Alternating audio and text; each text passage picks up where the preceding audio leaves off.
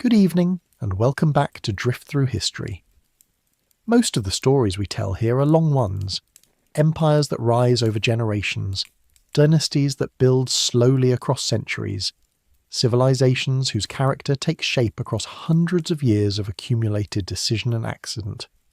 Tonight's story is different, not because it is small, but because of the extraordinary compression of what happened inside it.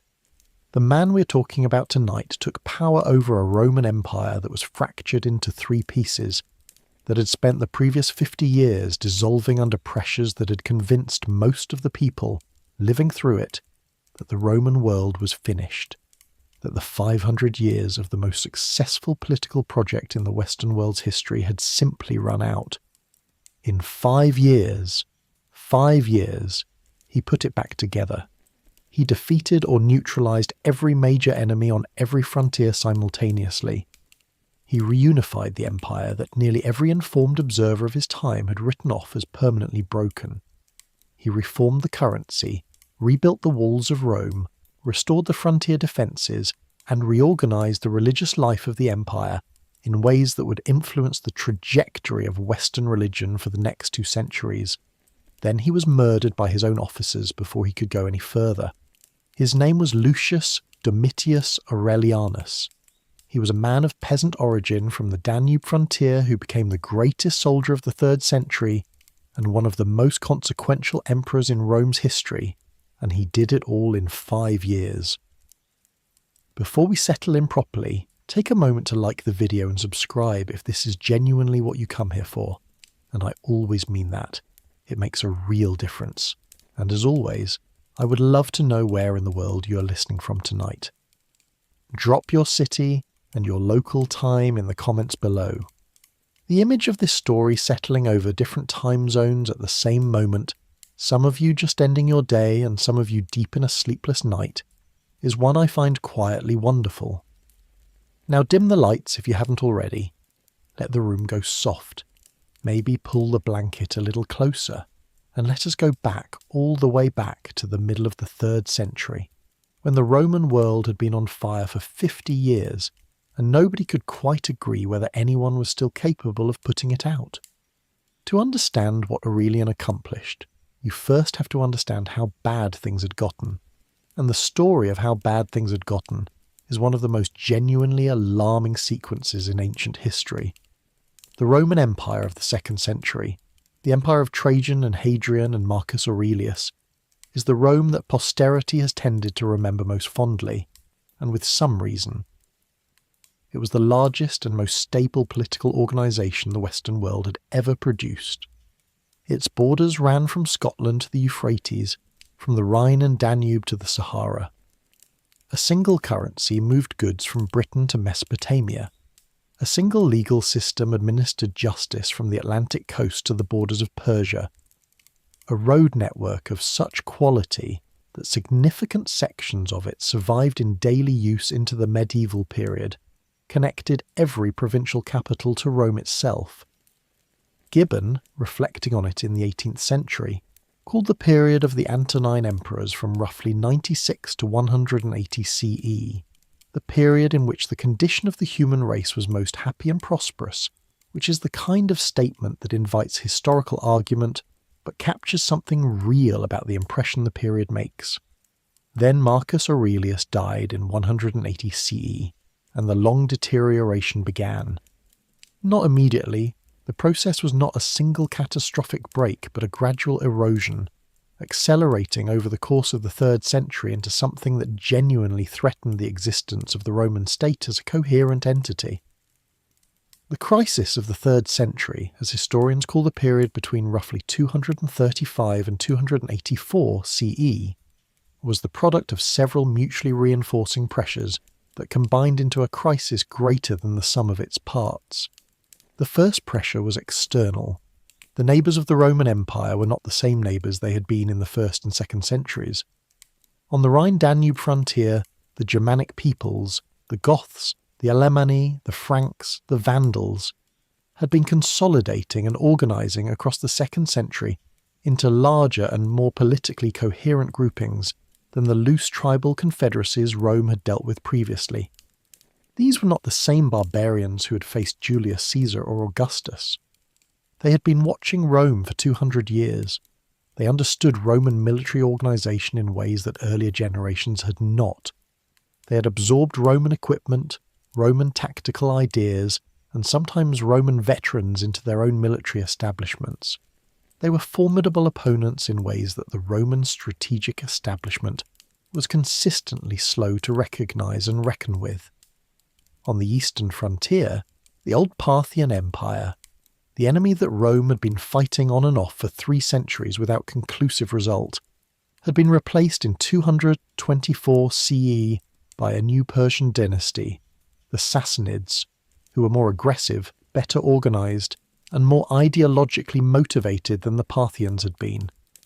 The Sassanids ruled a state that understood itself as the heir of the Achaemenid Persian Empire, the empire that Alexander the Great had conquered, and they had irredentist territorial claims against Rome that they prosecuted with a military seriousness and sophistication that made them the most dangerous single external enemy the Roman state had faced since Hannibal.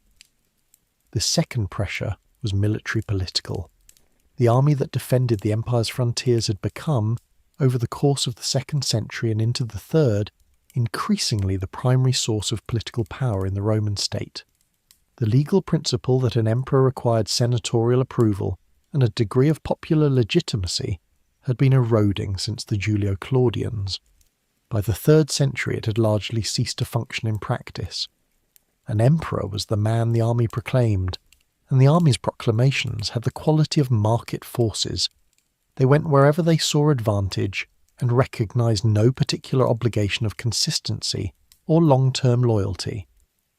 Between 235 and 284 CE, approximately 50 men claimed the title of emperor. Most of them died violently, most often at the hands of the very soldiers they commanded. The average reign during the worst of the crisis years was barely 2 years, and many were far shorter. This instability had cascading practical consequences. No emperor lasted long enough to implement coherent policy across the full range of the empire's needs. The frontier armies were repeatedly stripped of men and material to support the civil wars that regime changes inevitably produced. The tax systems that funded the army were disrupted by the political instability that the army's political interventions caused. The circular logic of military politics was consuming the institutional capacity of the state. The third pressure was economic. The empire's financial system rested on a silver currency, the denarius, that had maintained its purity for most of the 1st and 2nd centuries as a guarantee of the currency's value and the reliability of transactions conducted in it. Under the pressures of the 3rd century, emperor after emperor reduced the silver content of the denarius to extract more coinage from a fixed supply of silver, a practice called debasement that in the short term provided emergency revenue, and in the medium term destroyed confidence in the currency. By the reign of Gallienus in the 260s, the denarius had less than 5% silver content. It was essentially a bronze coin with a thin silver wash that wore off quickly. The effects were inflation, the collapse of long-distance trade, the retreat of the monetized economy in many regions back toward barter and payment in kind, and the erosion of the tax revenues that kept the army paid and the frontier systems functional. The economic crisis and the political crisis fed each other with a self-reinforcing logic that made both progressively worse. The fourth pressure was epidemic. The Antonine Plague of the 160s and 170s had already reduced the empire's population by estimates that range from 5 to 10 million people over 2 decades. The Plague of Cyprian, which struck in the 200s and 40s and persisted episodically into the 260s, killed on a scale that contemporary sources describe with a horror that historical scholarship has gradually come to take seriously rather than dismiss as rhetorical exaggeration. Cities depopulated. Farms went unworked for want of labour. The army found recruiting already stretched populations even harder. The administrative apparatus tried to function with fewer literate people to staff it. The epidemic mortality compounded every other pressure the empire was already struggling with.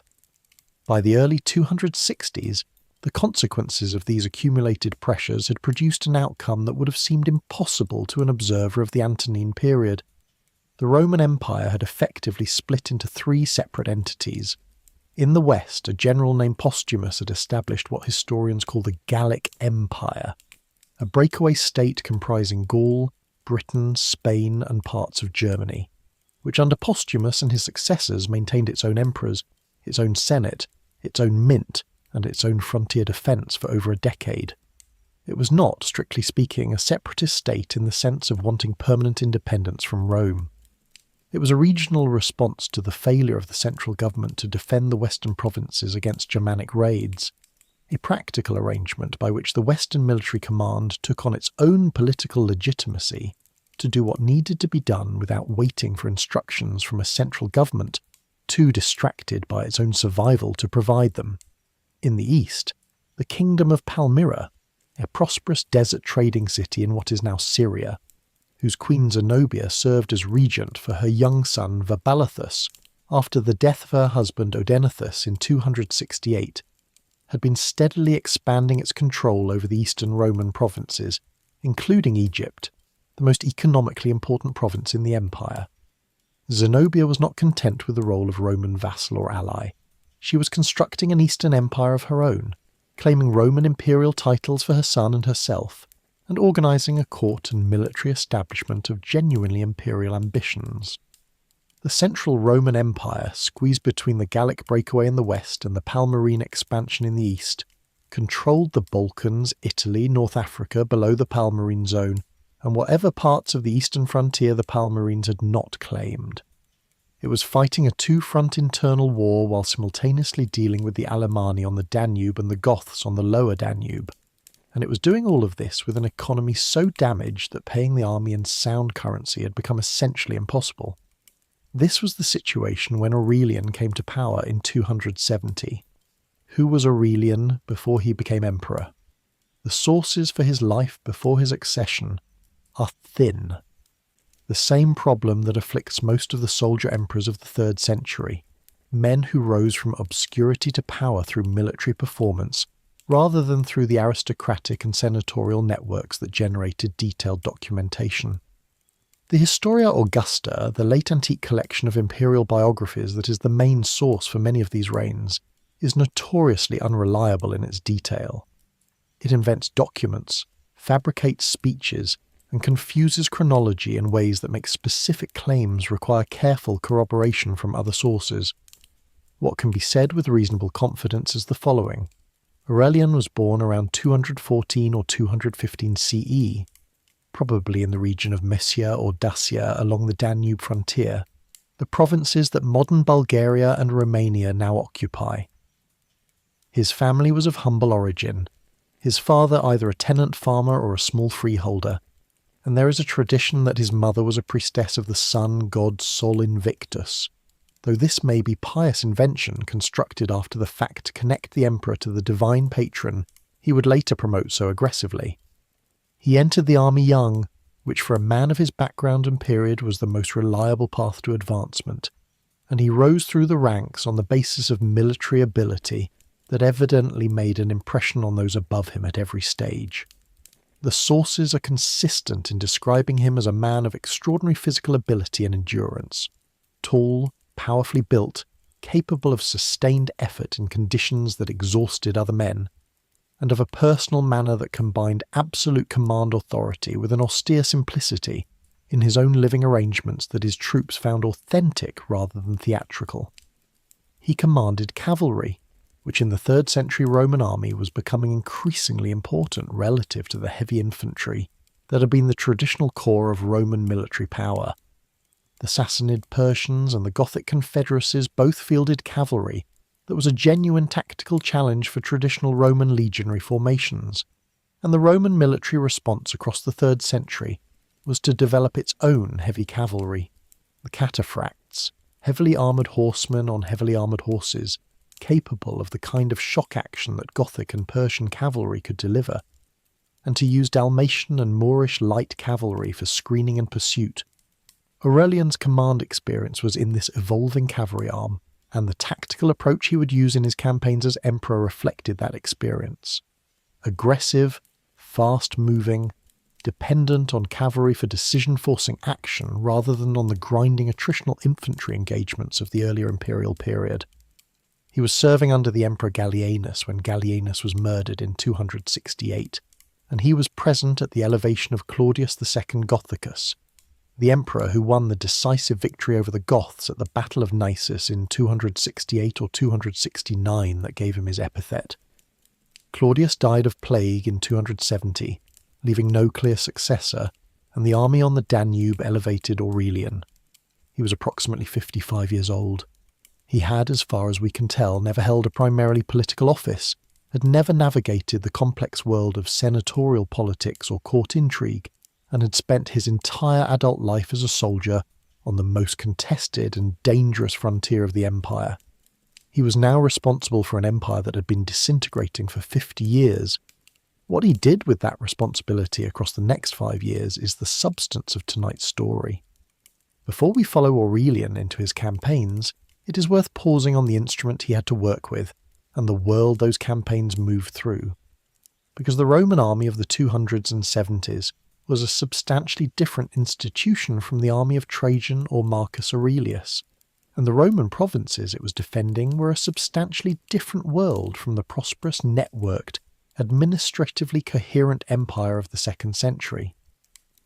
The army of the 200s and 70s was organised around 3 main components: the old legions, the heavy infantry formations of roughly 5,000 men that had been the core of Roman military power since the Republic, still existed and still formed the backbone of frontier defence, but they had changed in character.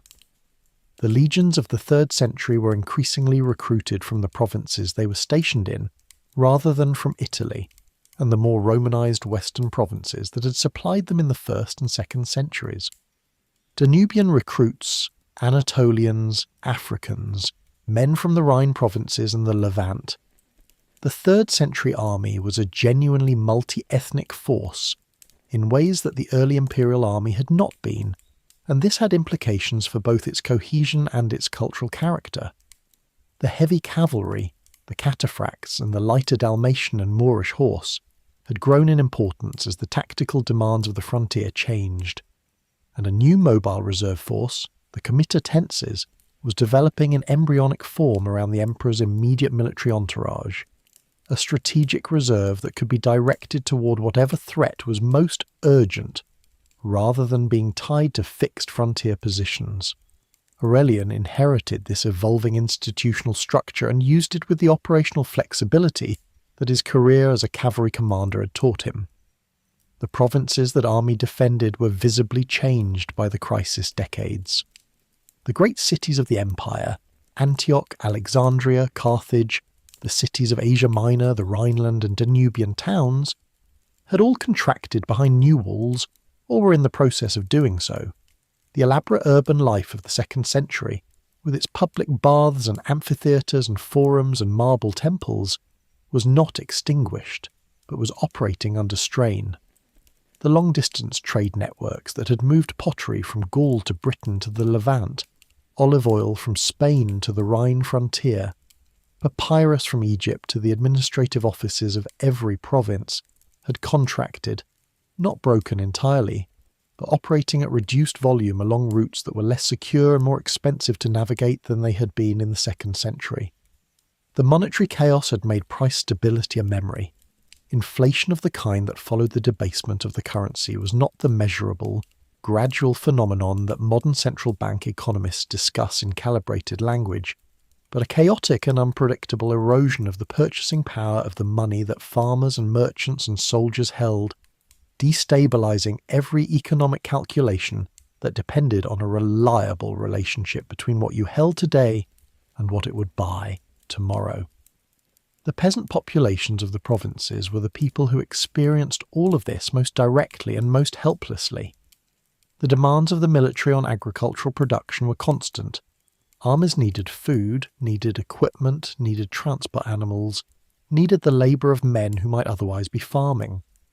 The system of requisition, the Annona Militaris, the military supply levy, extracted grain and other goods from provincial communities in ways that had been tolerable in the 2nd century when the system was well administered and the demands relatively predictable.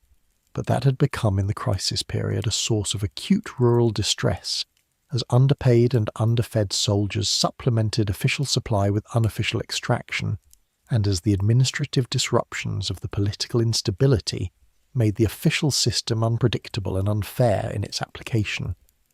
The literature of the period, limited as it is, and the documentary papyri from Egypt, which are the most detailed record of provincial life we have for this period, both reflect a population under severe and sustained stress, appealing to imperial authorities for relief from abuses, reorganising community life around the changed economic realities, adapting with the resilience that agricultural communities tend to display in the face of pressures they cannot change but must accommodate.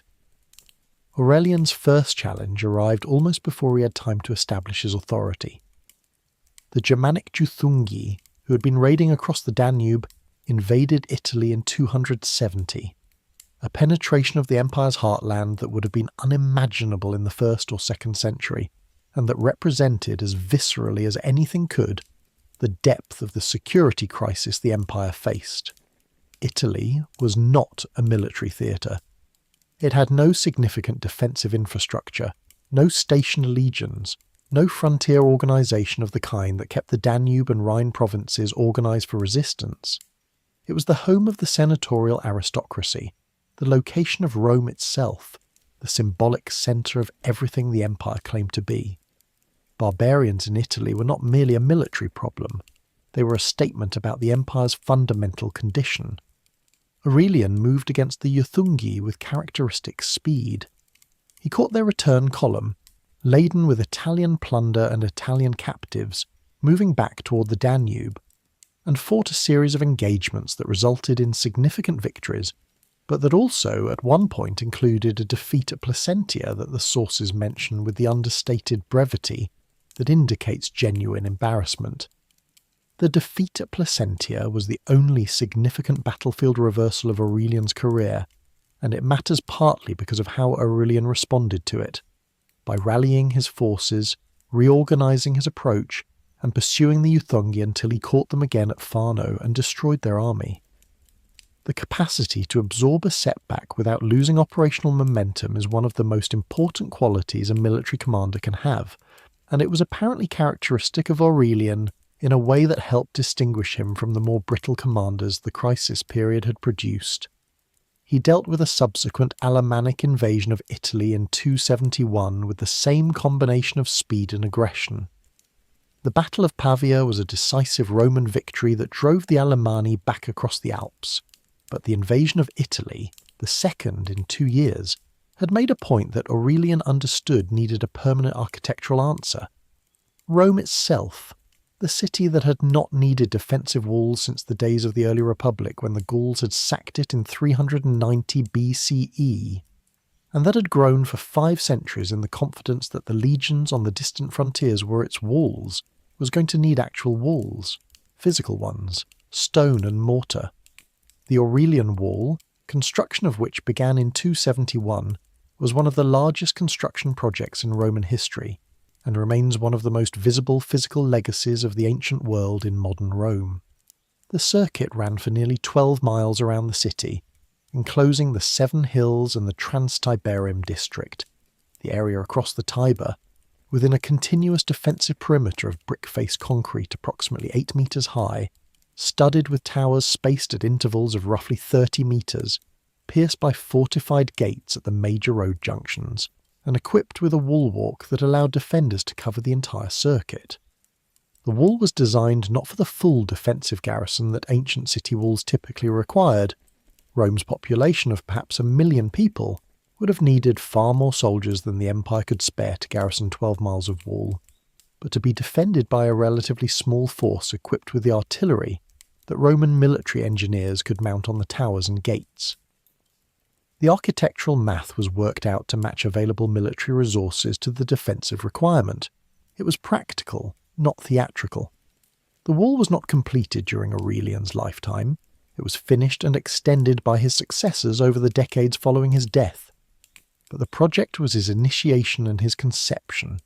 It stands today, stretching through the neighbourhoods of Rome in sections that are remarkably well preserved, a monument to the moment in the 3rd century when even Rome itself had to acknowledge that the world had changed.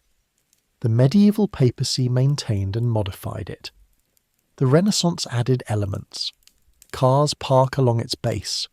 The brickwork that Roman labourers laid in 271 is still there, doing more or less what it was built to do, which is simply to continue existing with the stubborn persistence of good construction. Before he could turn east, however, Aurelian had one more piece of urgent business on the Danube. The Goths, specifically the Tervingi and the Gruthungi, the two main groupings of Gothic peoples who were pressing against the lower Danube frontier, had been taking advantage of the Roman political instability to raid deep into the Balkans, with a regularity and a depth of penetration that was systematically stripping the provinces of Messia and Thrace of the agricultural surplus and the human population that kept them economically functional. These were not the same Goths who had been defeated at the Battle of Naissus by Claudius II Gothicus in 268 or 269. That battle had broken one Gothic coalition, but had not eliminated Gothic pressure on the frontier, and the aftermath of the plague that killed Claudius had given the Goths time to reorganise and resume raiding, while the Roman army was distracted by succession politics.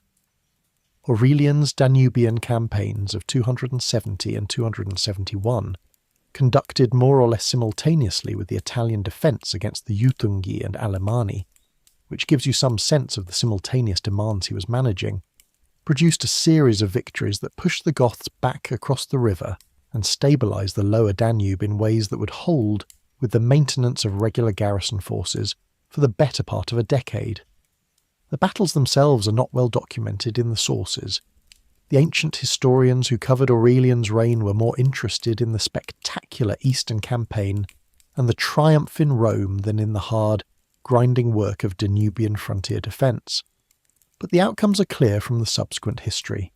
The lower Danube was secure enough by 272 for Aurelian to feel confident moving his main force east without leaving the Balkan provinces immediately vulnerable.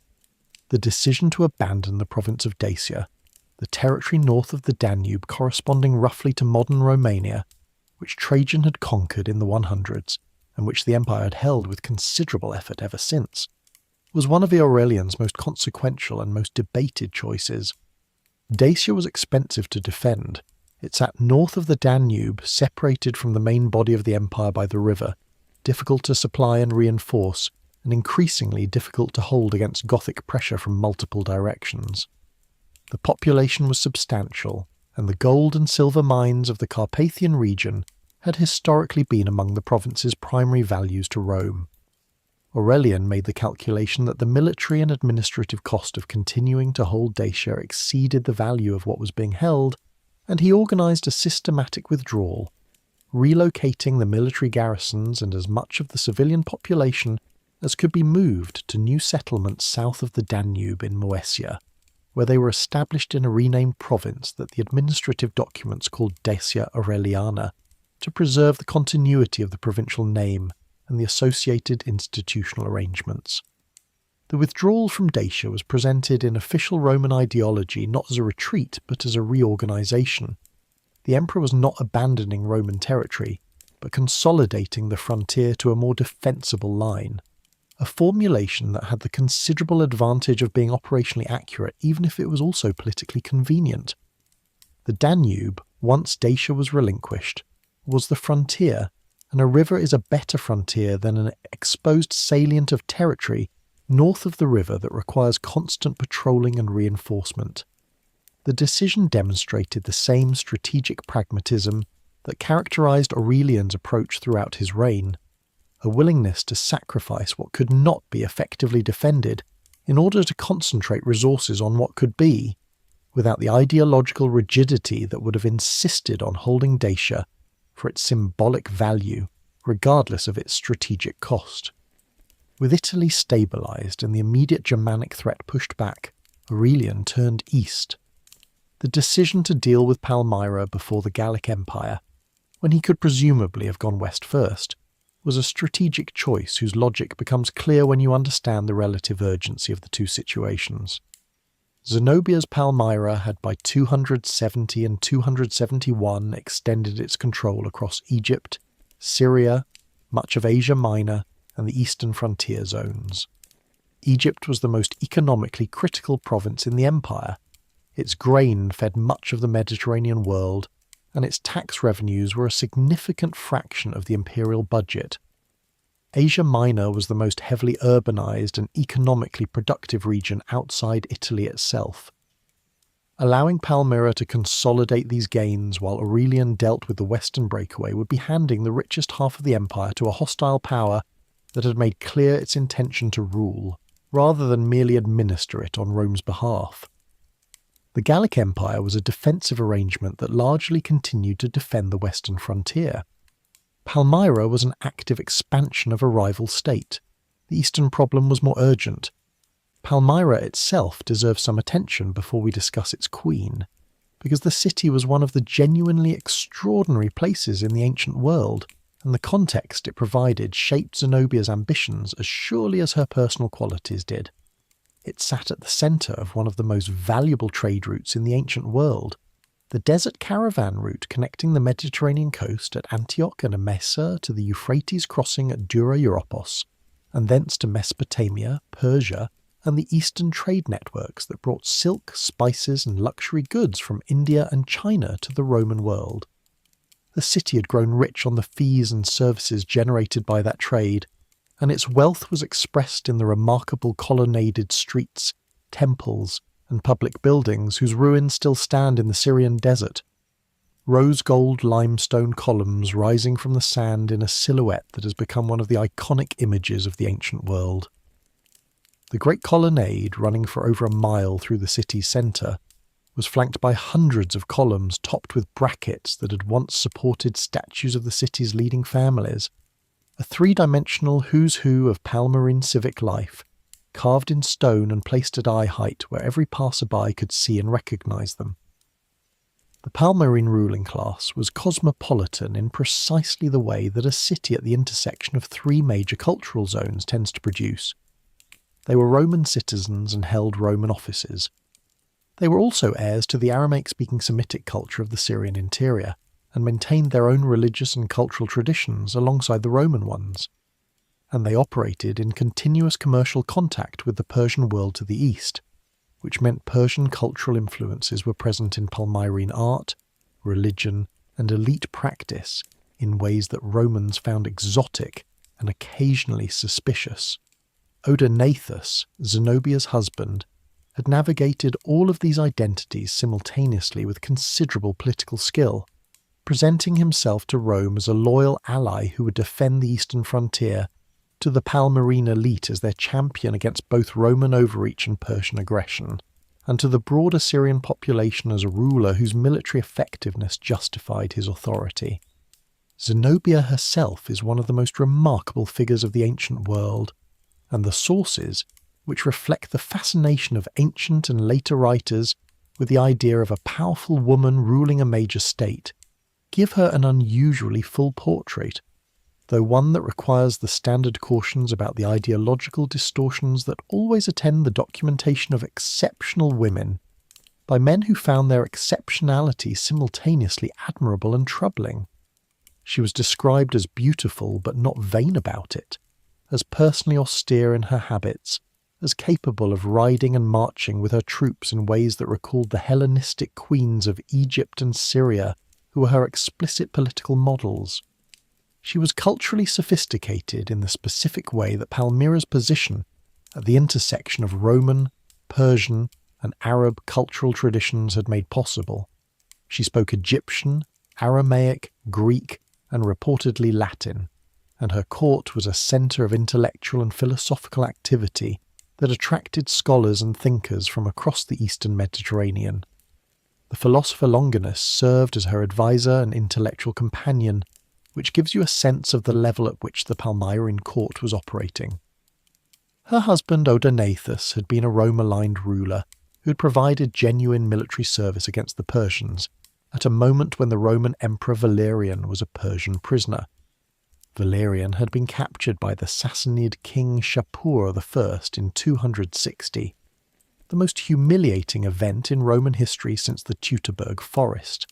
An emperor in chains, a symbol of Roman power led through Persian cities as a demonstration of Persian might. Odenathus had kept the eastern frontier from entirely collapsing during this crisis, and had received Roman recognition and titles in exchange. When he was murdered in 268, by whom and why is not clearly established, with Zenobia herself appearing in some sources as a suspect and being cleared in others. Zenobia assumed the regency for their young son Vabalithus, and then began the expansion that turned a Roman client kingdom into a rival empire. Aurelian's eastern campaign of 272 was conducted with the speed that characterized all his major operations. He moved his army from the Danube through Asia Minor, which largely submitted as he advanced. The cities of Asia Minor, Greek-speaking and prosperous and disinclined to be the battlefield between Roman and Palmyrene armies, offered little resistance and in many cases welcomed the Roman force as preferable to the continuing uncertainty of Palmyrene rule. The decisive engagement was at Emei, near Antioch in Syria, where the Palmyrene cavalry, the arm of their military in which they had the greatest confidence, met the Roman cavalry in what turned out to be a trap Aurelian had designed specifically for the kind of heavy-armoured cavalry Zenobia's commanders favoured. The Palmyrene cataphracts, heavily armoured cavalry on heavily armoured horses, virtually impervious to arrows and capable of devastating shock action, were powerful but slow and exhausted quickly in sustained fighting. Aurelian's cavalry feigned retreat, drawing the Palmyrene cataphracts in pursuit. When the cataphracts had been pursuing long enough that their horses were blown, and the men themselves exhausted by the weight of their armour, the Roman cavalry turned and engaged them. An armoured cavalry force that cannot manoeuvre is not very different from an armoured infantry force, and the outcome was decisive. The Palmyrene infantry, robbed of its cavalry support, was defeated in the subsequent fighting. Antioch opened its gates. A second engagement at Emesa, modern Homs in Syria, confirmed the result, and then Aurelian's army advanced on Palmyra itself. The city, situated in the Syrian desert at a crucial oasis on the trade routes between the Mediterranean and Mesopotamia, was prosperous enough to sustain a siege and had walls sufficient to make assault costly. But Aurelian understood that Palmyra's power was commercial and political rather than purely military, and that cutting off the trade routes and demonstrating the inability of the Palmyrene state to protect either was sufficient to break the political coalition that sustained Zenobia's rule. Zenobia attempted to flee eastward to seek Sassanid Persian assistance, was captured at the Euphrates crossing, and was brought back to face Aurelian. What happened to her subsequently is one of those historical questions where the sources do not agree, and the most satisfying answer, that she survived and lived out her days in comfortable retirement near Rome, cannot be fully verified. Some sources say she died during the journey to Rome, either from illness or by her own choice.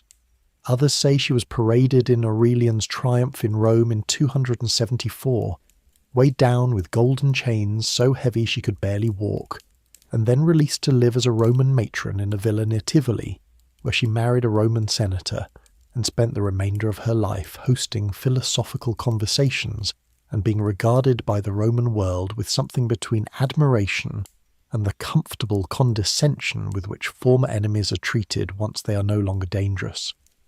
The latter account has the quality of a story designed to end well, which does not necessarily make it false but does require some skepticism.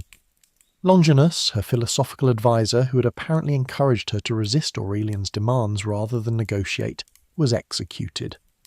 The city of Palmyra was initially spared and garrisoned.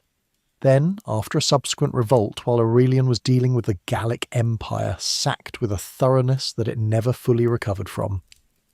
The ruins of Palmyra, some of the most spectacular archaeological remains in the world, visible today in war-damaged Syria, date to the city's greatness in the 2nd and early 3rd century.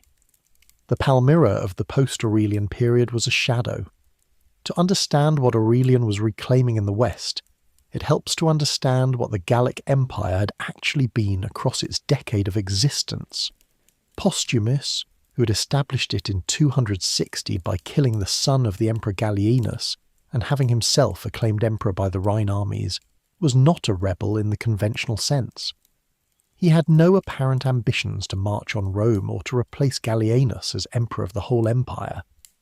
What he wanted, what the Rhine armies needed, was a government capable of actually defending the western provinces from the Germanic raids that the central government was too distracted to prevent. Postumus provided that government. He maintained the Rhine frontier effectively throughout his reign, conducting successful campaigns against various Germanic groups that kept the worst of the raiding at manageable levels.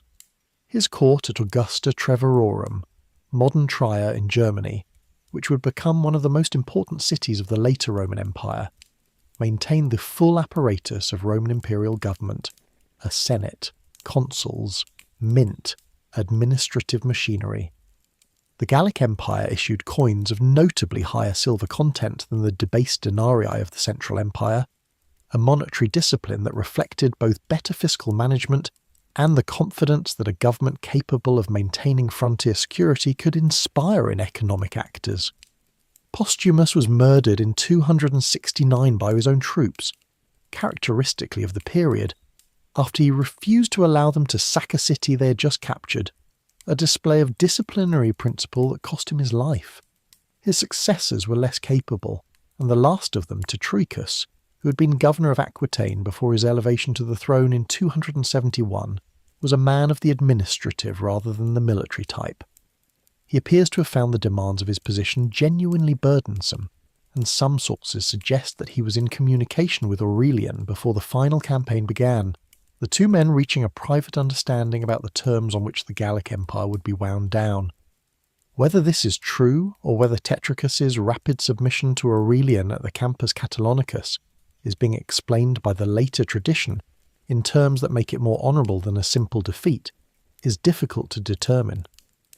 What is clear is that Tetricus survived the encounter, was treated generously, and went on to serve in a civilian administrative position in Italy, under the emperor who had just ended his reign. The western campaign against the Gallic Empire followed almost immediately on Aurelian's return from the east. The operational tempo of his reign was relentless in a way that must have been exhausting for the men under his command, and that contributed significantly to his political position, because an emperor who was always actively campaigning was an emperor whose troops were being led, paid, and victorious, which were the three things that kept the army from replacing him. The Gallic Empire by 274 was in the hands of its third ruler, Tetricus, a senator who had been elevated to the throne in 271, and who was, by temperament and background, more comfortable with the administrative duties of his position than with its military ones. The Gallic Empire's military establishment was competent, but had been sustained over its decade of existence by the understanding that its purpose was to defend the western provinces rather than to challenge the Central Empire. The final engagement at the Campus Catalonicus, the plain near Châlons-en-Champagne in Gaul, that would later be the site of Attila's great defeat in 451, was in some accounts decided partly by the defection of Tetricus himself, who supposedly betrayed his own army's position to Aurelian in advance of the battle. Whether Tetricus actually committed treason against his own forces, or whether the story is a later construction designed to explain why the battle ended as quickly as it did, the result was the complete collapse of Gallic resistance. Tetricus surrendered. The western provinces returned to central Roman authority. The empire that had been broken into three pieces was, for the first time in over a decade, one entity under one emperor. Aurelian's triumph in Rome in 274 was reportedly one of the most spectacular in the long history of Roman triumphs, and the list of who was displayed in the procession reads like a summary of his military career compressed into a single afternoon. Tetricus walked in the procession, having apparently negotiated in advance the terms under which his surrender would be managed. He was later appointed to an administrative position in Italy. Another example of Aurelian's pragmatic preference for incorporating former enemies rather than simply destroying them. Zenobia, in whatever form her presence took, was apparently among the captives. Gothic and Palmyrene prisoners, exotic animals from the east, the spoils of campaigns across the full breadth of the empire. Aurelian walked, rather than rode in a chariot, a choice that was probably deliberate, in a reign defined by military achievement and by the personal authority of a commander among his troops. The choice to walk with his men rather than ride above them was a political communication as well as a personal preference. The title the Senate and the sources attached to him in this period was Restitutor Orbis, Restorer of the World. It was not a formal constitutional title. It was a descriptive acclamation, the kind of thing that gets inscribed on coins and mentioned in documents when the political culture needs to mark the recognition that something extraordinary has happened. But it captured something real. The man who stood in Rome in 274, having reunified the empire within 5 years of his accession, had accomplished what the previous 15 years of crisis and instability had made most observers believe was impossible. The Roman world was not fully recovered. The underlying pressures that had produced the crisis of the 3rd century had not been eliminated, and the decades after Aurelian would continue to be difficult in various ways. But the immediate disintegration had been stopped.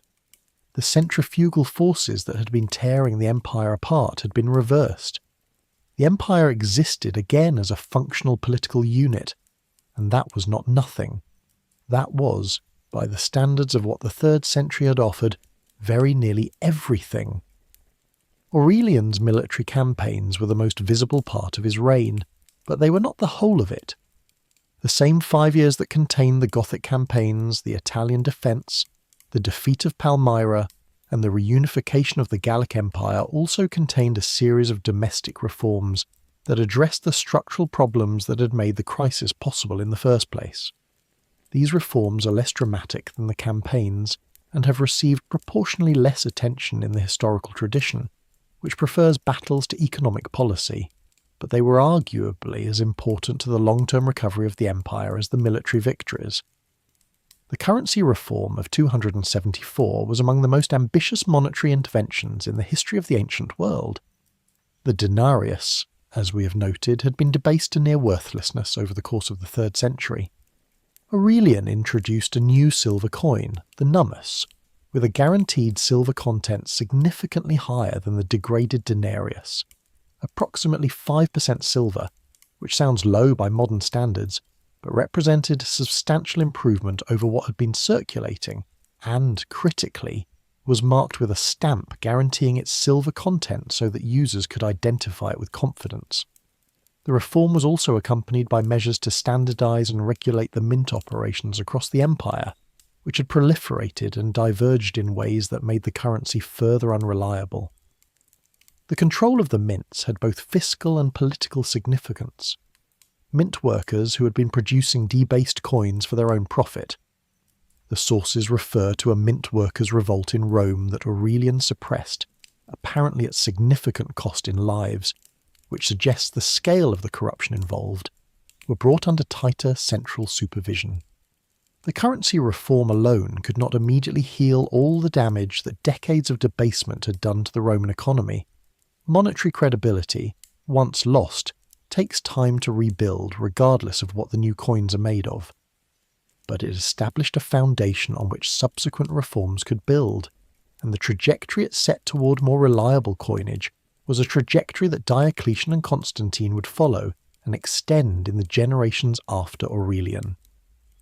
The late Roman monetary system that eventually stabilized, with the gold solidus of Constantine as its anchor, had its conceptual origins in Aurelian's recognition that the currency chaos of the crisis period was not merely a symptom of the empire's problems, but itself a cause of them that needed direct treatment. The grain distribution system of Rome, the annona, the provision of subsidized or free grain to the urban population that had been a feature of Roman governance since the late Republic, was reorganized and extended under Aurelian to include distributions of bread, pork, olive oil and wine in addition to grain. The expansion of the annona was simultaneously a welfare measure, a political act of generosity toward the population of the capital, and an organisational achievement that required the coordination of supply chains across North Africa, Sicily, Sardinia, and Egypt.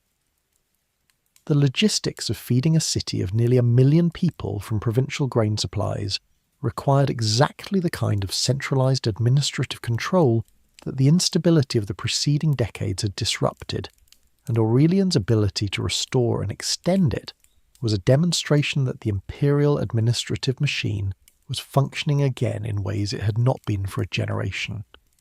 To understand the religious dimensions of Aurelian's reign, it helps to understand what the religious landscape of the 3rd century Roman Empire actually looked like, because it was considerably more complex than the standard narrative of paganism versus Christianity captures.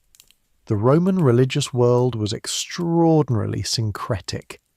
It had been absorbing the deities and religious practices of conquered and associated peoples since the Republic, incorporating Greek, Egyptian, Syrian, Persian, and local Italian religious traditions into a pluralistic system in which multiple divine figures could be honoured simultaneously without contradiction. The great temples of Rome honoured Jupiter and Juno and Minerva, but also the imported Egyptian goddess Isis, whose cult had spread across the Mediterranean world with the speed and thoroughness of a genuinely popular religious movement. The Mithric mysteries, whose origins were in Persian tradition, but whose Roman form was something quite different from its origins, attracted large followings, particularly in the army. The Syrian sun cults, brought west by soldiers and merchants and slaves from the eastern provinces, were proliferating in Rome and the western cities. Christianity was one of several Eastern mystery religions competing for adherents in this environment, and in the 3rd century it was growing rapidly, but had not yet achieved the institutional consolidation and political prominence that would come in the following century. The Christian communities of the major cities were organised, disciplined, and increasingly wealthy. Their accumulation of property and their care for the poor were creating a social presence that no government could entirely ignore, but they were still a minority, and the relationship between the Christian communities and the Roman state had been defined by a series of persecutions, the most systematic and damaging of which was the persecution of Decius in 250 to 251, which had demanded that all Roman citizens sacrifice to the traditional gods and had produced a crisis of compliance and apostasy within the Christian communities that the Christian theological and institutional tradition would spend decades working through. The religious policy of Aurelian's reign is perhaps the most intellectually interesting aspect of his domestic programme, and the one whose long-term consequences are most difficult to trace with confidence. Aurelian was a devotee of Sol Invictus, the unconquered sun, a solar deity whose cult had been growing in the Roman world throughout the 3rd century, absorbing elements of Eastern sun worship, the Syrian cult of Elagabal, and the popular Mithric tradition into a more universalised solar theology that could serve as a unifying religious focus for an empire whose traditional polytheism had become, by the 3rd century, almost impossibly fragmented and syncretic. Sol Invictus was attractive as an imperial cult precisely because it was abstract and universal enough to contain many other religious traditions within it. You could worship Sol Invictus as a Roman, and also honour whatever local or ancestral gods your background inclined you toward. The sun was everywhere. The sun belonged to everyone. In 274, following his triumph, Aurelian dedicated a magnificent new temple to Sol Invictus in Rome. The temple was built on the Quirinal Hill and was, by ancient accounts, one of the most splendid religious structures in the city, though its remains are now buried under the buildings of modern Rome in ways that make its precise character difficult to reconstruct. He established a new priestly college for the solar cult, elevated Sol Invictus to the highest position in the official divine hierarchy, and placed the sun god's image on his coins in ways that made the imperial and divine authorities visually and symbolically continuous. The emperor who had restored the Roman world was doing so under the patronage and with the authority of the universal solar deity, a political theology of considerable sophistication for a man whose enemies sometimes characterized him as a blunt military instrument without much imagination for the symbolic dimensions of power. The relationship between Aurelian's Sol Invictus cult and the later triumph of Christianity is one of the most persistently fascinating questions in late antique religious history. Constantine, who made Christianity the favoured religion of the Roman state in the early 4th century, grew up in a court where Sol Invictus was the dominant imperial religion, and the early Christian imagery and ritual around which Constantine organised his religious policy drew on solar imagery and solar symbolism in ways that blurred the boundaries between the two traditions. December the 25th, the date that would be established as the celebration of Christ's birth, corresponds to the winter solstice festival of Sol Invictus in the Julian calendar, the moment when the unconquered sun begins its return after the year's darkest point.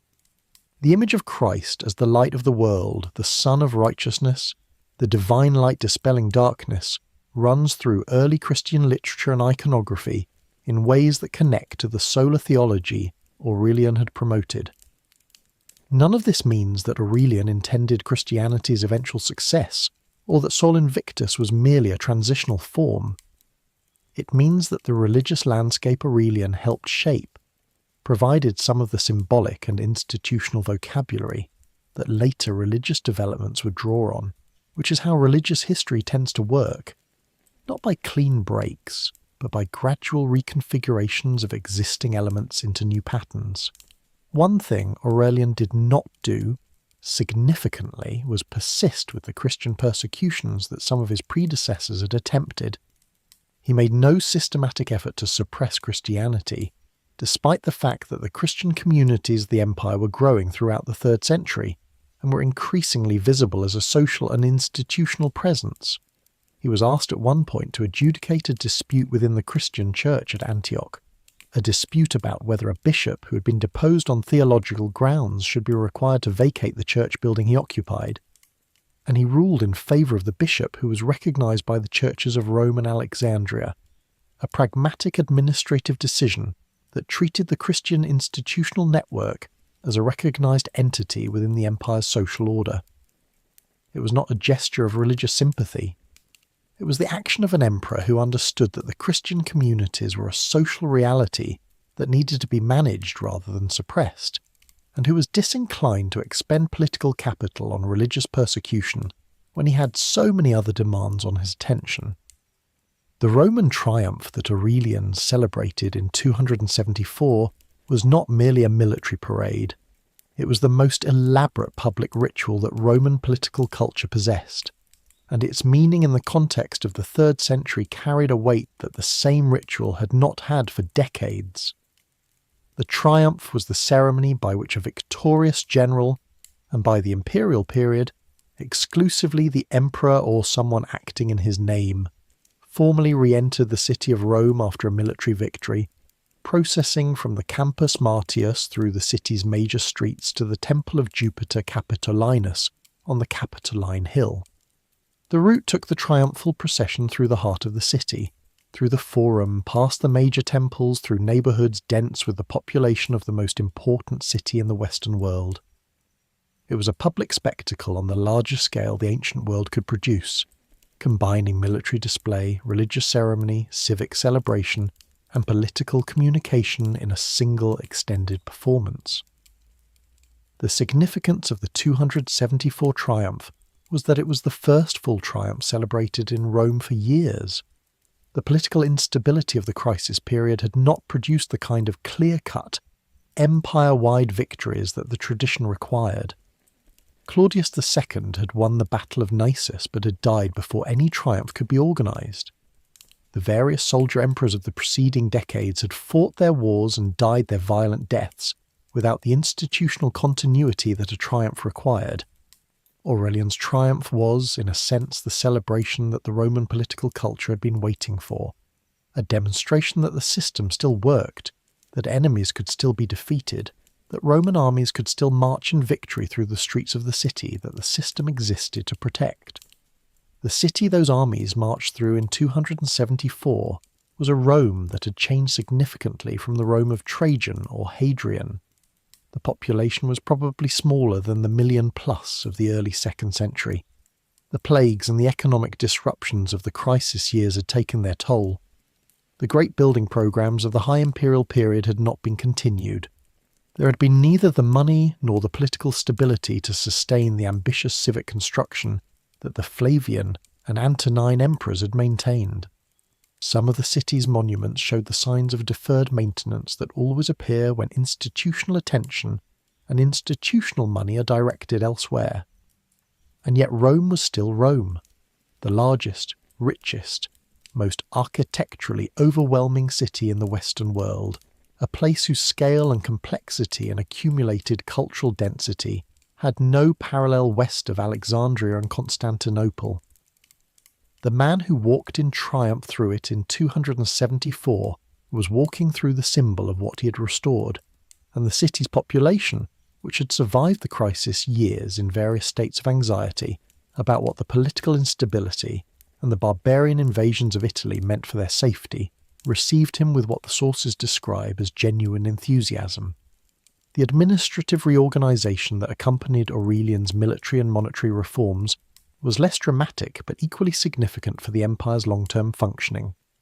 The provincial system that the empire had used since Augustus, a large number of relatively small provinces governed by men appointed by and accountable to the emperor, had been modified and complicated during the 3rd century by the creation of regional military commands covering multiple provinces, a practical response to the need for unified military direction across large frontier zones.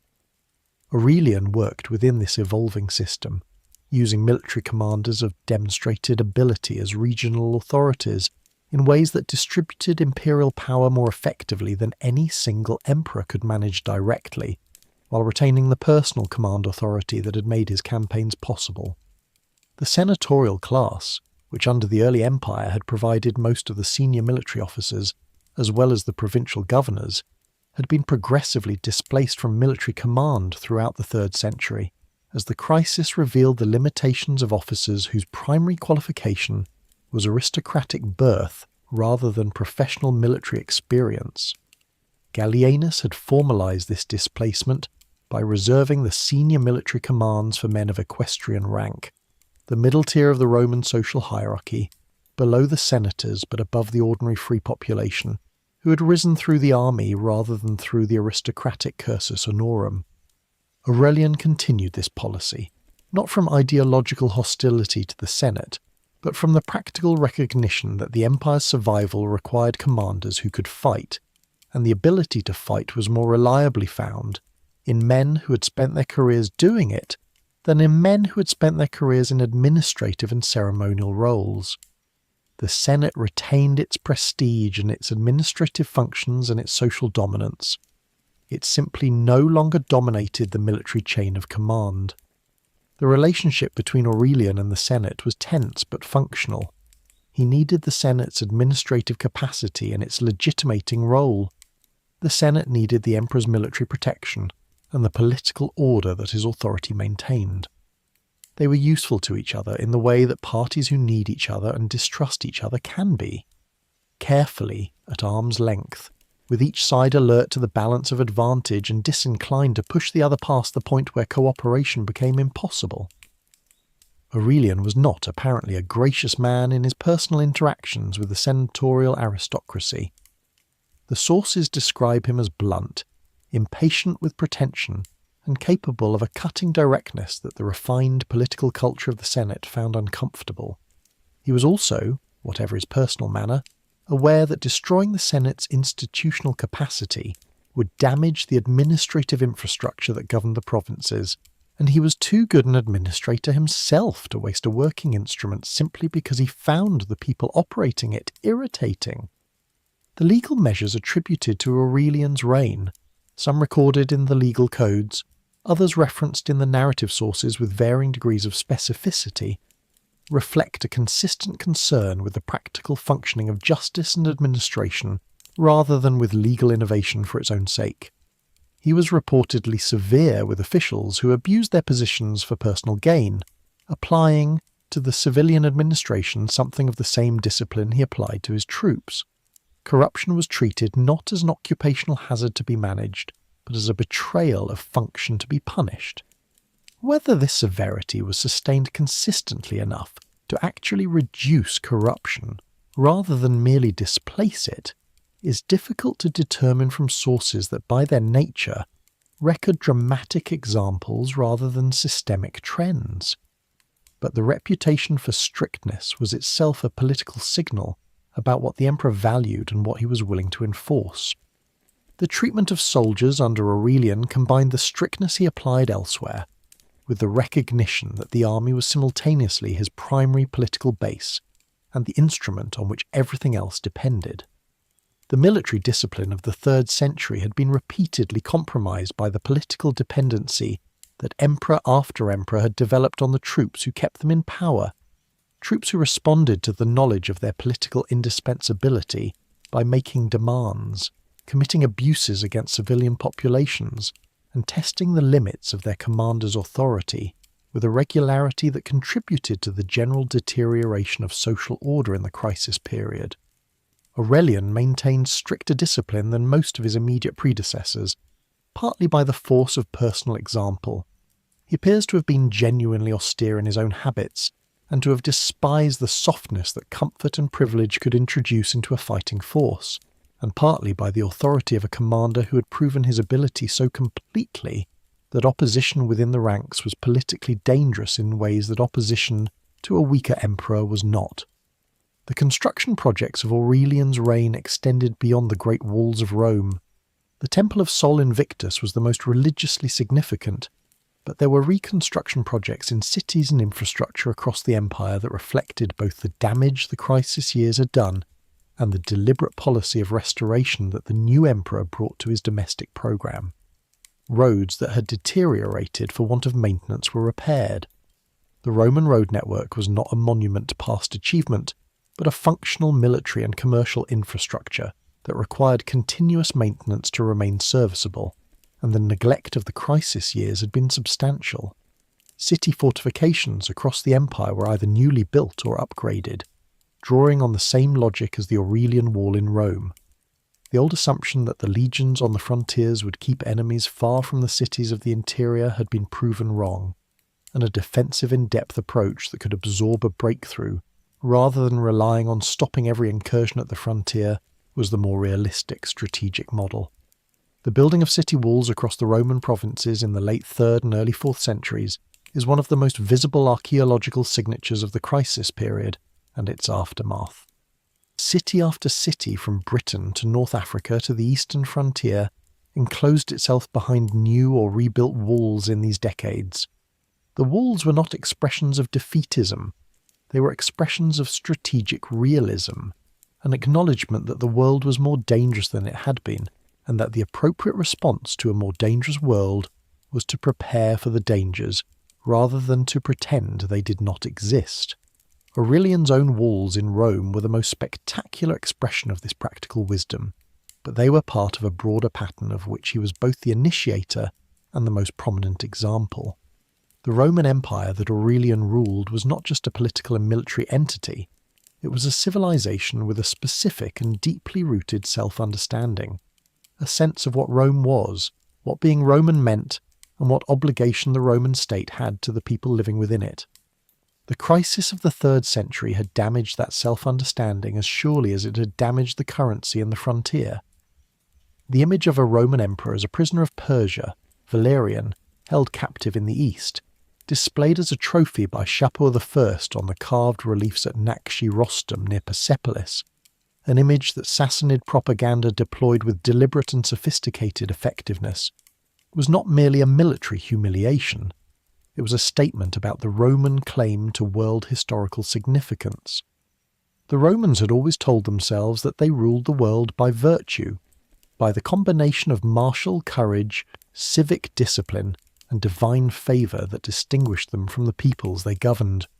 A captured emperor said something disturbing about all three of those foundations.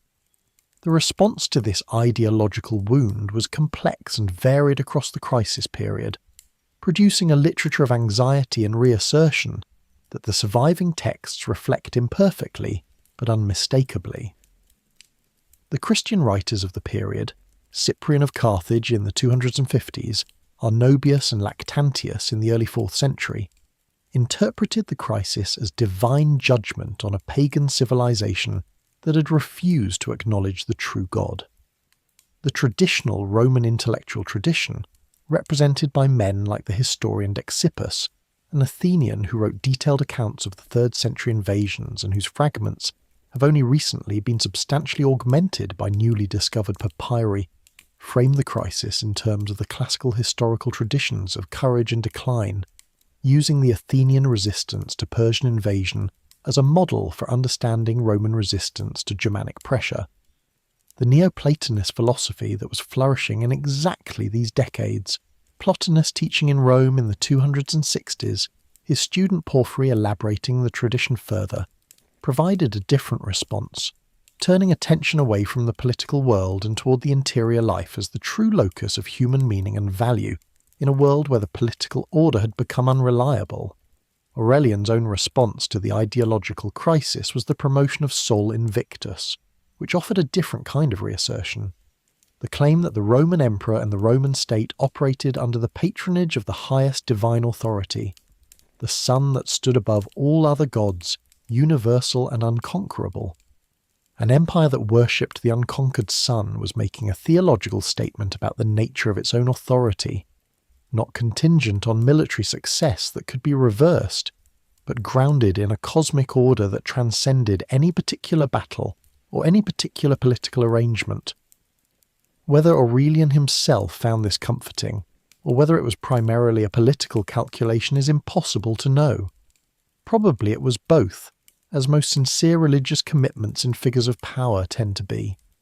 The question of how Aurelian managed to accomplish so much in so short a time is one that his ancient admirers asked, and that modern historians continue to find interesting. Part of the answer is personal.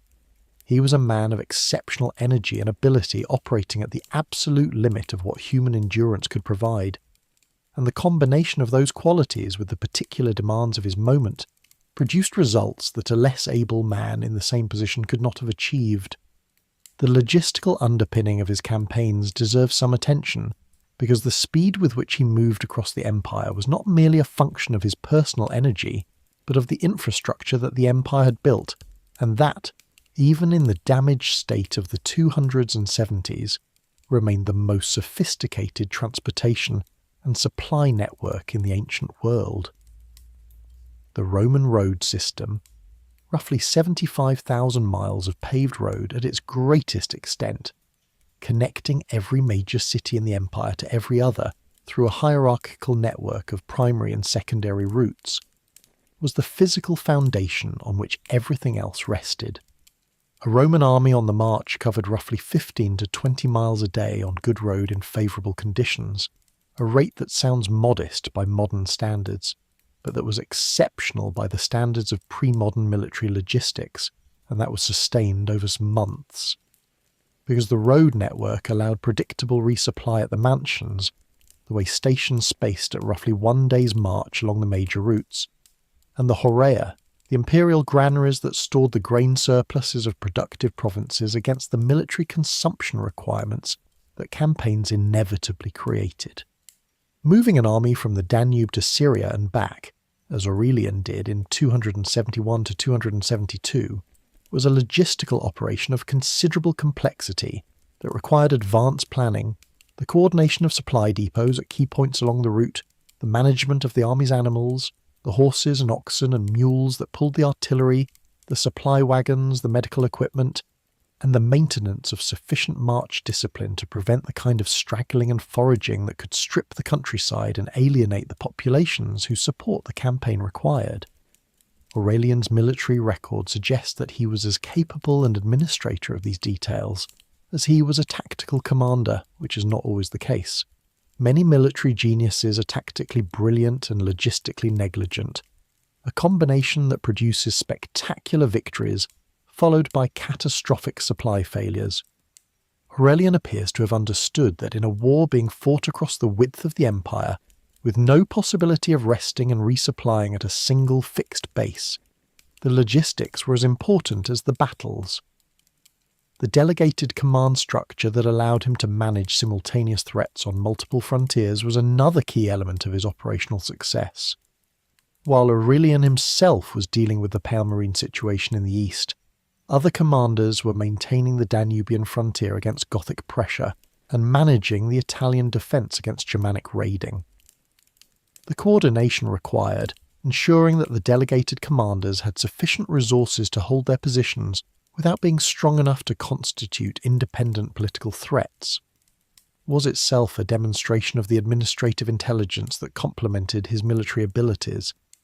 The 3rd century had been full of generals capable of winning battles, but incapable of organising a stable political and military system around themselves.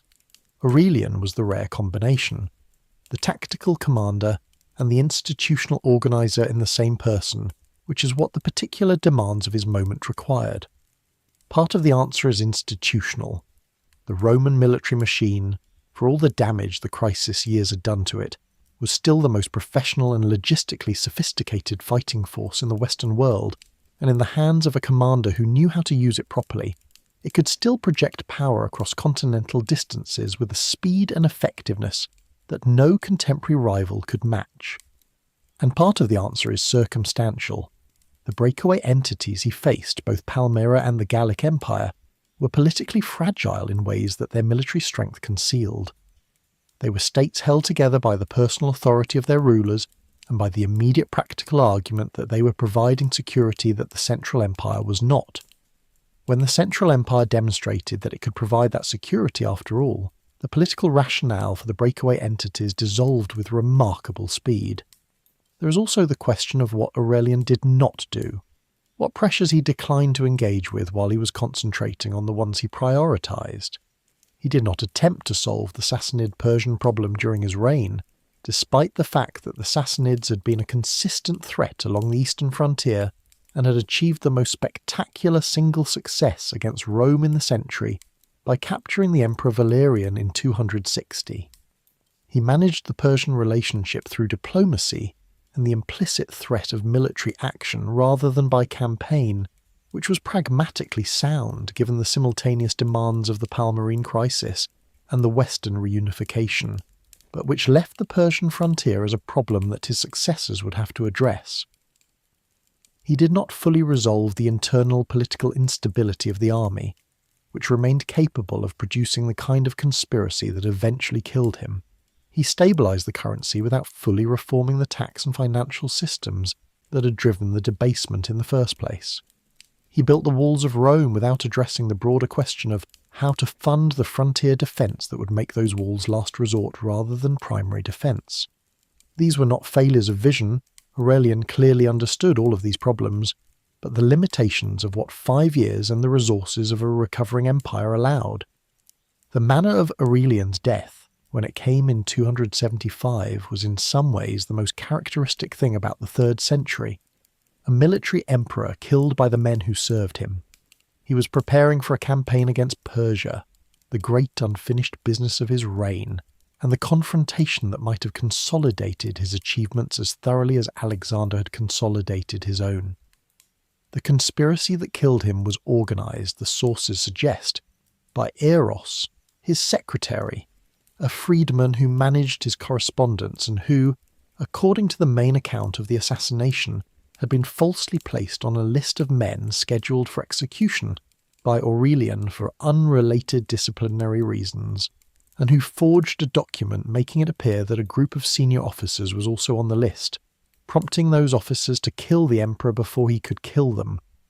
Whether this story is accurate in its details, the Historia Augusta's account of imperial deaths is not always reliable, or whether it conceals a more straightforwardly political conspiracy organised by officers who had their own reasons for wanting him gone cannot be determined with certainty.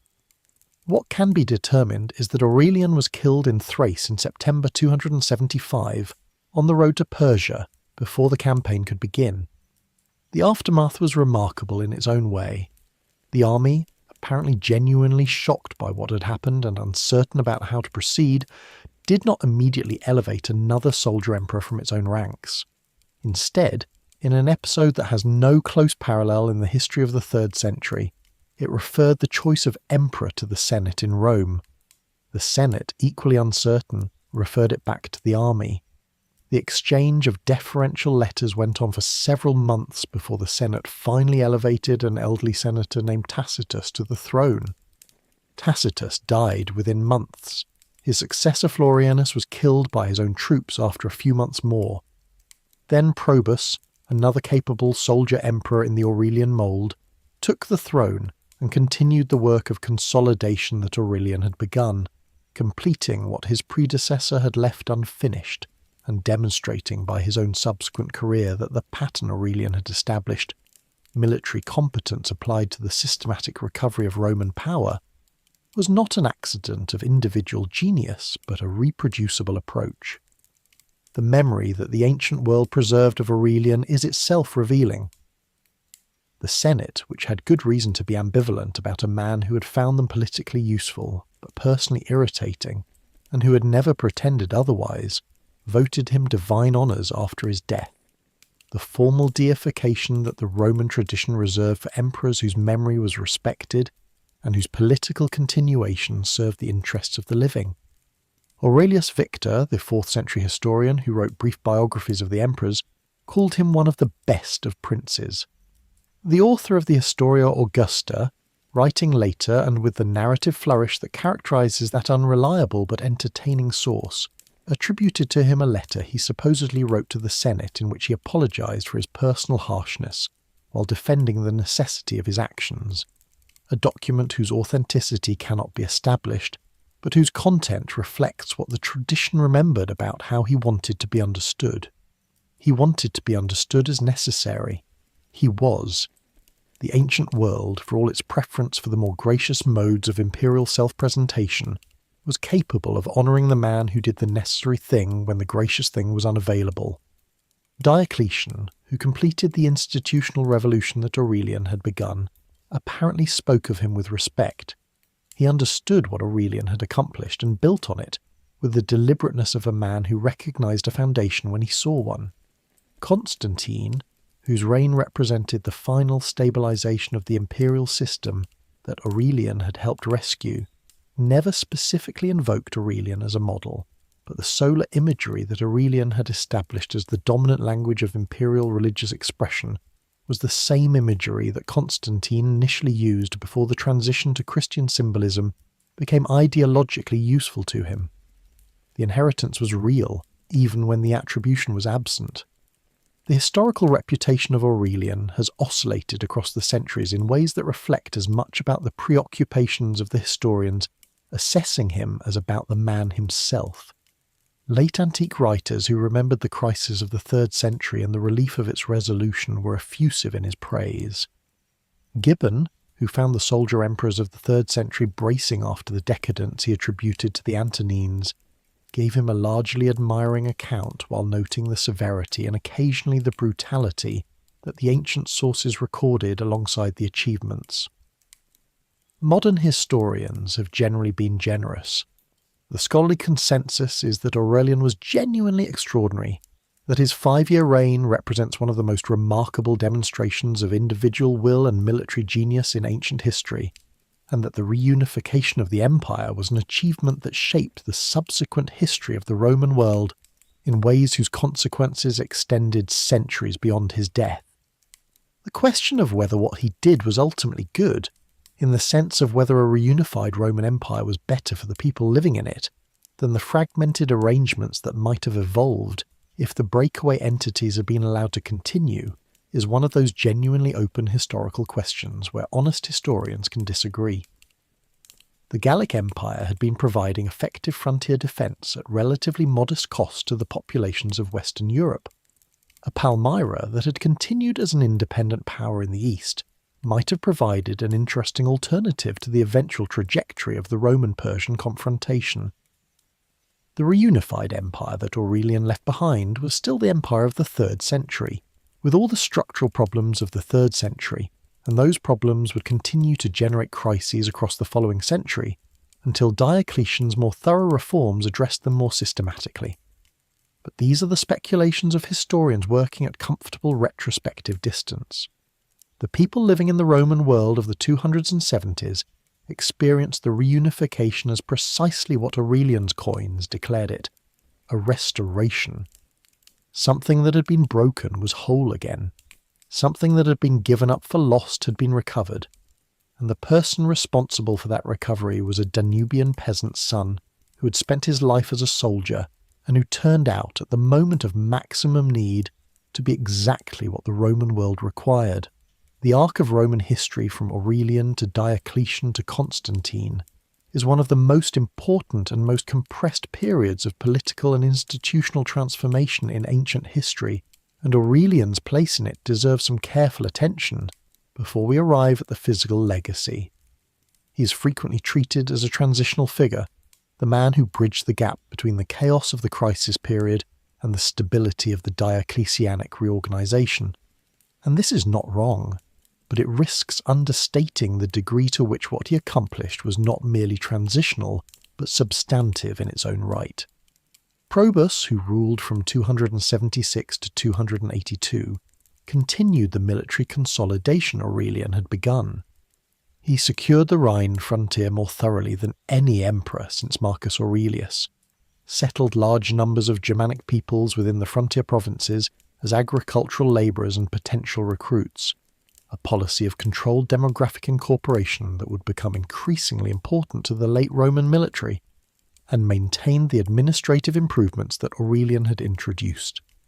He too was killed by his own troops, in circumstances whose details suggest the persistence of the political instability that had made the crisis possible, even if the worst of the violence was past. Carus, who followed Probus, died on campaign in Persia, struck by lightning according to the official account, which his troops apparently found no more convincing than modern historians do. His sons, Carinus and Numerian, briefly divided the empire between them before Numerian died under circumstances that his Praetorian prefect Diocles was suspected of arranging, which allowed Diocles to proclaim himself emperor under the name Diocletian in 284, and then defeat Carinus in battle to become sole ruler in 285. Diocletian is the emperor who completed the institutional revolution that Aurelian had begun.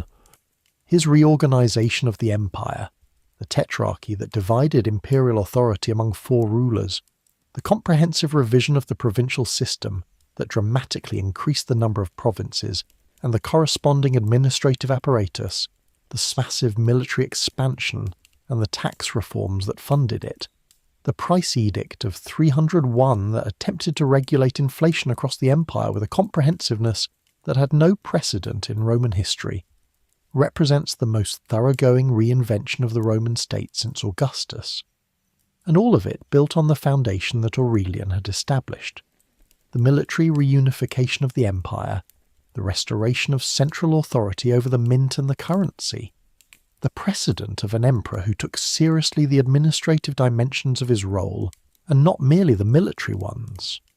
What connects Aurelian to Diocletian and then to Constantine, who built on both of their foundations to produce the recognizable form of the late Roman Empire, with its Christian state church and its gold currency and its elaborated ceremonial court, is a thread of practical problem-solving applied to the same cluster of structural challenges. The crisis of the 3rd century had exposed the weaknesses of the Augustan system, the dependence on personal authority rather than institutional structure, the inadequacy of the fiscal base for the military commitments the empire faced, the insufficiency of the frontier defence for the changed external environment.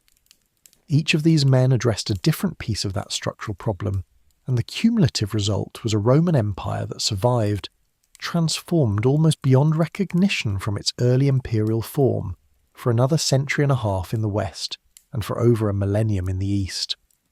Aurelian's specific contribution to that transformation was the hardest, and in some ways the most essential. He stopped the immediate bleeding. He proved that the empire could be reunified, that the breakaway entities were not permanent facts, but contingent responses to a crisis that could be ended. He proved that Germanic invasion of Italy could be reversed and prevented. He proved that Roman military and administrative capacity was not exhausted, that the right emperor with the right approach could still project power across the full breadth of the empire with decisive effect. That proof was necessary before anything else could be built, and providing it was his achievement.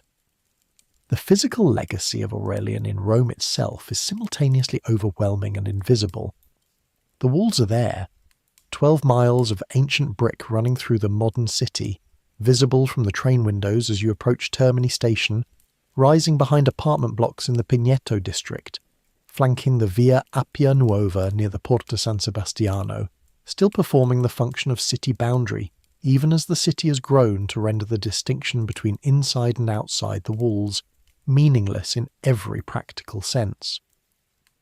They are there in the way that the oldest things in a very old city are there, too familiar to be remarkable, too large to be ignored, carrying within their brick courses the memory of a crisis and a response to that crisis, and a man who understood what the crisis required and provided it at the cost of everything he had, including eventually his life. The Temple of Sol Invictus is gone, its materials reused by the medieval city in the way that medieval Rome reused everything that the ancient city had left behind. The coins bearing Aurelian's face and the legend Restituta Orbis are in museum cases across Europe and the Americas, small bronze and silver discs stamped with the image of a man in military dress and the claim that he had restored the world. The claim was not, by the standards of the 3rd century, an exaggeration. He had, or as close to it as any man could, with 5 years and an army and the particular quality of attention that certain military minds can bring to situations that appear to offer no solution.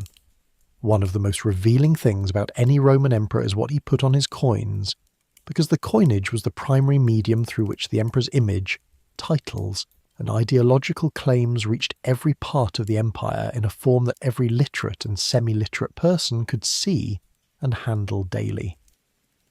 Aurelian's coins are among the most interesting of the 3rd century, precisely because they capture the ideological program of his reign in compressed form.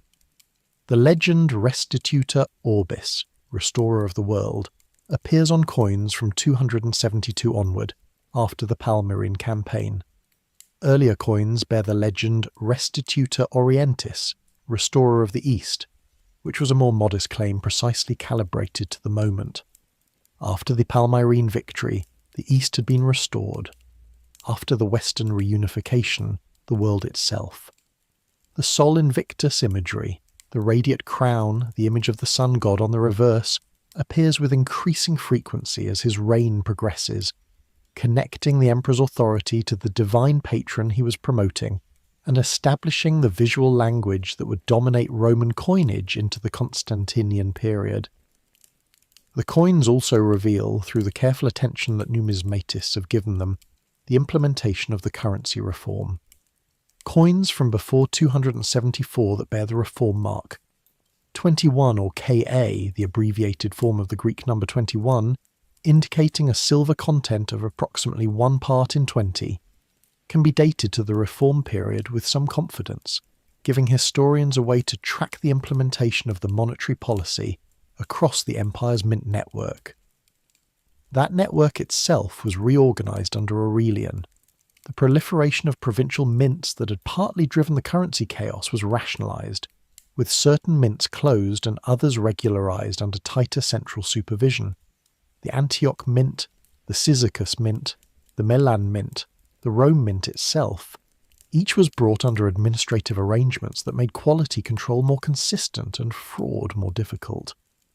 The small bronze and silvered bronze coins that bear the marks of this reform are in museum collections today, handled by the same hands that handle ancient Roman coins, carrying within their few grams of metal the record of a monetary policy decision made in 273 or 274 by an emperor trying to rebuild the confidence in imperial institutions that the preceding decades had destroyed.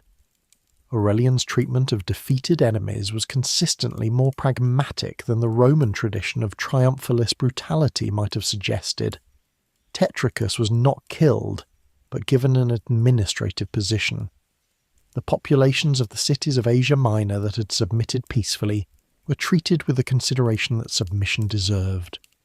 Even in the suppression of the post-surrender revolt at Palmyra, which he did punish severely, killing the garrison he had left and sacking the city, the severity was calibrated to communicate the costs of resistance after agreement, a message with strategic utility for all subsequent negotiations.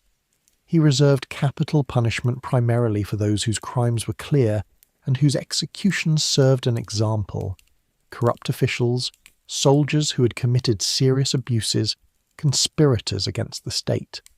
The severity that the sources note was not random or temperamental. It was applied with a consistency that made it intelligible as policy, rather than merely as the expression of a harsh personality. The same pragmatism characterized his approach to the social and economic dislocation of the crisis period. The expansion of the annona, the free distribution of food staples to the Roman poor, was not merely a political gesture but an acknowledgement that the disruption of the normal commercial and agricultural systems by decades of instability had created genuine welfare needs that the state was obligated to address. The reorganization of the craft guilds, the associations of workers in specific trades, under tighter imperial supervision, served the double purpose of maintaining the supply of goods that the urban economy required and of creating institutional structures through which obligations for military supply could be efficiently channeled. The Aurelian period shows a government that was thinking seriously about the practical functioning of the civilian economy, not merely about the military and political dimensions of imperial authority, and that seriousness was itself a departure from the crisis years in which the civilian administration had largely been left to manage itself, while the emperors focused exclusively on military survival. The campaigns live in the sources with the imprecision and incompleteness that characterizes all ancient military history, but with enough detail to give the outline its proper shape. Emesa, the desert road to Palmyra, the Campus Catalonicus, the series of Danubian engagements that kept the Germanic frontier from collapsing entirely while he was busy elsewhere, the logistical achievement of moving a single army back and forth across the full width of the empire twice in 5 years, from the Danube to Italy to Asia Minor to Syria to the desert and back, then northwest to Gaul, then back again toward Persia, with a speed that none of his contemporaries could match, and that even his ancient admirers found extraordinary. The road system that the empire had built over 5 centuries, and that Aurelian had maintained and repaired, was the instrument. The army that he commanded was the instrument. The man himself was the intelligence that used them. The soldiers who served under him, and who eventually, through the terrible logic of the 3rd century's political culture, killed him, had followed him across those distances because he was worth following, because a commander who had proven himself in conditions as difficult as the 270 provided, and who had made good on everything he claimed was possible, generated a kind of loyalty that was practically indistinguishable from the theatrical loyalty that Roman ceremonial demanded but that ran deeper and held longer under pressure. The emperor who walked in his own triumph rather than riding above his men was making a statement about the kind of authority he claimed, earned rather than inherited, practical rather than ceremonial, rooted in what he had actually done rather than in the titles the Senate inscribed on his base. The crisis that he addressed was not, in the end, fully resolved by his efforts. The Roman Empire continued to face the structural challenges of the late 3rd and 4th centuries, and the work of Diocletian, and then Constantine in the decades following Aurelian's reign, was precisely the work of building more permanent solutions to the problems that Aurelian had stabilized rather than solved. But the stabilization mattered. Without the military reunification that Aurelian accomplished, Diocletian's reforms would have had nothing to reform. Without the restoration of the empire as a coherent entity under a single authority, the administrative and military reorganization of the late Roman state would have been impossible. Aurelian gave the empire the time and the unity that made its recovery possible, and that was, given the circumstances of the 200s and 70s, an achievement of the first order. It is worth pausing, before the final assessment, on what the crisis of the 3rd century felt like to the people who lived through it, because the structural analysis of pressures and responses and institutional failures can make the whole thing seem more abstract than it was. The papyri from Roman Egypt, the most detailed documentary record of provincial life in the ancient world, give glimpses of individual experience across the crisis decades that the narrative histories do not. A petition from a village council complaining that their local official has fled and they have no one to collect the taxes. A letter from a soldier in the army telling his family he is well and asking whether the olive harvest was good. A contract for the sale of land that specifies the price in kind rather than in coin, because the coin cannot be trusted. A request from a city council for relief from the billeting requirements that passing armies have imposed on their community, citing the damage done to their ability to maintain the city's public buildings and services. Behind each of these documents is a life being lived in the specific conditions of the 3rd century, conditions of uncertainty, of economic disruption, of the constant low-grade anxiety that comes from not knowing whether the political situation will worsen, whether the emperor currently on the throne will still be there next year, whether the army passing through will stop to take what it needs or keep going, whether the price of grain will be the same at the end of the month as it was at the beginning. The crisis of the 3rd century was a crisis of institutions and of military political systems, but it was experienced by the people inside it as a crisis of daily life, of the small calculations and adjustments that individual existence requires, suddenly made unpredictable in ways that demanded constant adaptation. Aurelian's reunification mattered to those people. Not immediately. The reforms needed time to take effect. The new currency needed time to establish credibility. The frontier defence needed time to be rebuilt with the depth that would prevent future penetrations of Italy. But the trajectory changed in 270 and what followed. The 50 years after Aurelian, for all their continued difficulties, were not the 50 years before him. Something had been turned around. Something that had been getting progressively worse had been arrested, and while it was not yet getting better in every dimension, it was no longer in the uncontrolled spiral that had characterized the worst of the crisis period. The man responsible for that change was a Danubian soldier who had taken power at 55 and worked himself to the edge of what human capacity could deliver before a conspiracy of frightened men stopped him. There is a line from the Historia Augusta that has always seemed to me to capture something essential about Aurelian. Though the Historia Augusta's reliability requires the usual cautions, and the line may be invented rather than preserved.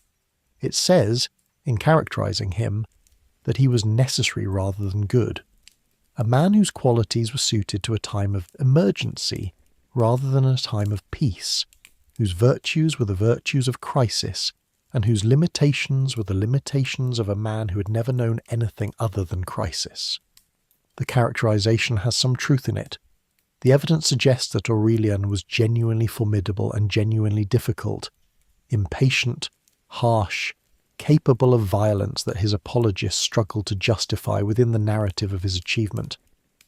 But the distinction between necessary and good is a luxury available only to the people who benefit from the necessary without having to perform it, and the Roman world of the 270s was in no position to be luxurious about its preferences. It needed someone who could stop the bleeding. It got Aurelian.